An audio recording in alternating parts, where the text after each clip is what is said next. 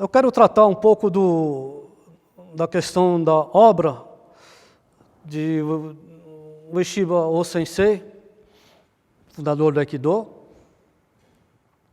e os frutos dela. Relacionar homem e mito, eu acho que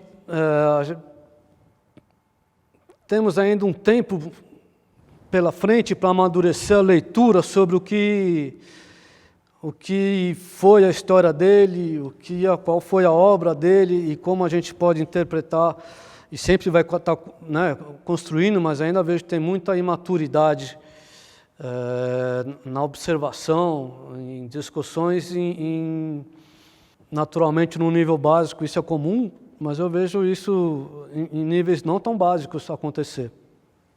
E natural, pelo pouco tempo de história, que nós temos poucas décadas de história quanto a isso. Ainda assim, é natural na cultura oriental, indiana, chinesa, japonesa, um tom de mistério, no sentido de simbologia nos temas. Tigre e dragão, a cobra e a garça, esses elementos estão sempre colocados de forma simbólica a serem interpretados e é natural naquela cultura. Um dos elementos que se atribuem ao fundador é Kami. Kami significa uma divindade, na tradução para português, mas quando você coloca divindade para um ocidental, isso parece um deus. E não é a mesma coisa que significa Kami. Kami, por exemplo, os grandes mestres espadeiros recebiam o título de Kami, porque a excelência da obra deles era tal que, assim, só por inspiração superior, por um estado de espírito excepcional, extraordinário. Eu sei que é maniqueísmo falar Ocidente e Oriente, porque estamos tratando de milhares de anos, assim, inúmeras culturas. Então, mas o próprio Jung, já no final de vida ainda, por volta de 1949, escrevendo sobre o I Ching, que é um dos clássicos do Oriente chinês, ele faz essa distinção, como eu interpretei. Ele vê a relação que o ocidental tende a fazer da causa e efeito, identificar o que causou uma coisa e o que resultou daquilo. E ele coloca como o oriental identifica inúmeras coisas, inclusive o não observável, o não visível, que gerou algo que vai causar outras coisas. Então trata de momentos, não de um elemento isolado que causa outro elemento isolado. Nós temos um rico recurso de documentos sobre o fundador, sobre a história do Aikido, um pouco do que circundou isso.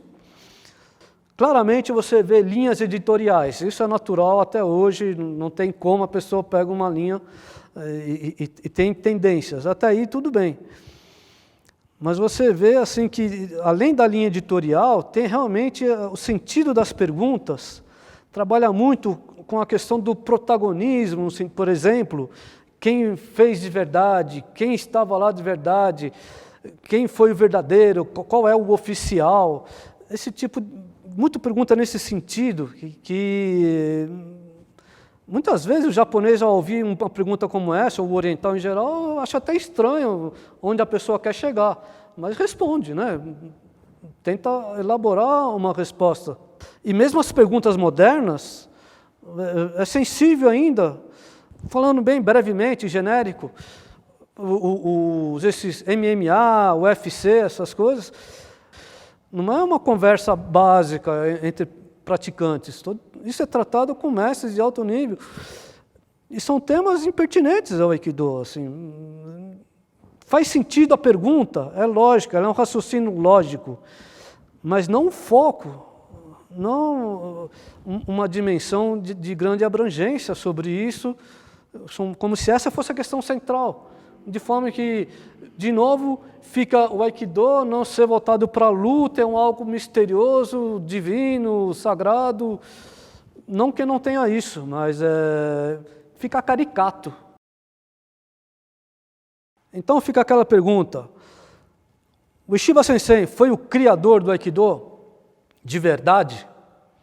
Ele tinha em mente tudo o que era o verdadeiro Aikido e o que devia ser alcançado, o que devia ser feito, qual era a estrutura verdadeira do Aikido, e de forma que outros caminhos não sejam verdadeiros. E essa lógica vai desenvolvendo até você perguntar como é que eu faço para entrar no conselho de quem decide o que é verdadeiro e o que não é.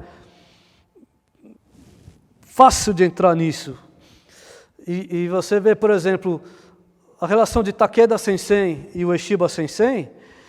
Muitos veem Takeda Sensei como um cara que era da briga, outros veem como um cara preservador do tradicional, um cara que regido pelos rigores do Bushido. Para ser caricato no que eu estou falando. E já o Ueshiba Sensei, ele claramente tinha uma visão futurista do Budô. Ele estava pensando explicitamente na sua proposta no futuro da humanidade, como o Aikido poderia contribuir com o futuro. Então, será que o Ueshiba Sensei, nessa lógica pequena, traiu o Takeda, abandonou o Takeda Sensei?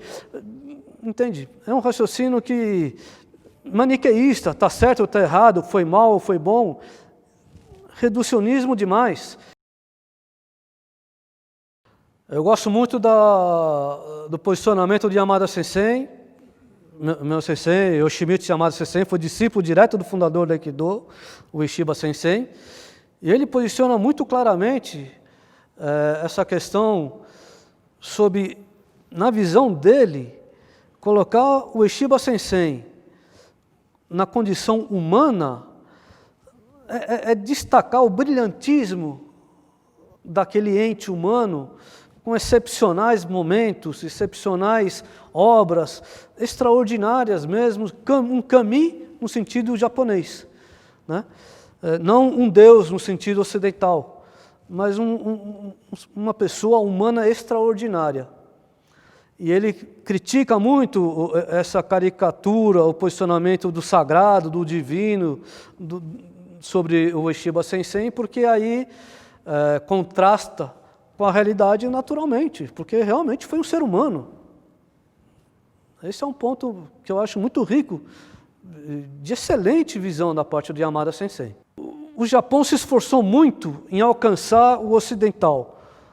Então ele responde essas perguntas que não fariam o menor sentido na lógica deles, tenta estruturar linguagens sistêmicas que atendam ao raciocínio ocidental comum.